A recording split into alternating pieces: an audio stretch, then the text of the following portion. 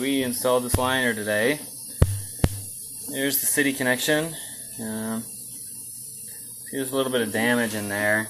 There is a liner put in by the city, and so that's what you're seeing right now.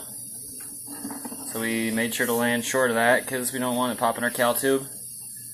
So there's the end of the liner, about a foot away, about 6 inches from the last joint. So we'll show you the rest of it. This pipe was pretty heavily damaged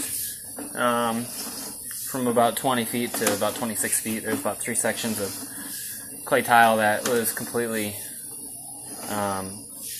cracked and falling in.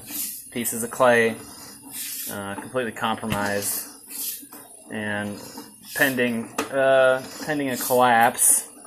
But we were able to jet it and squeeze this liner past it. So all the 6-inch clay looked decent in through here. There's your 6-inch line, and then there's your 4-inch line right there. It's kind of behind a wrinkle. And pretty much from here back to about 30 feet was, totally buckled in and pipe missing and everything, but you wouldn't even be able to tell by looking at the liner. Maybe a little bit right there.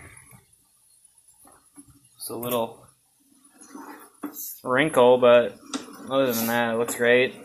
We shot in a pre-liner to make it nice and round and hold the resin in there. So yeah, it turned out great.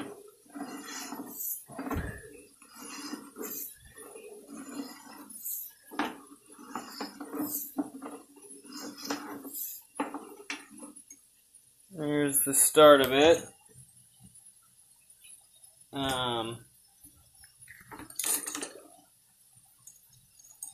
I scraped that cast iron down to a polish. That's why it looks white, I believe.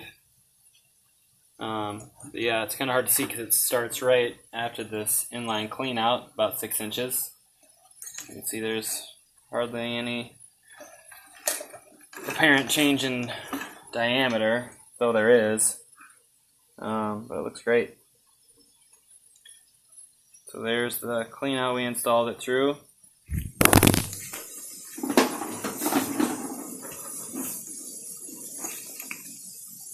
Way down there in that pit next to the water meter.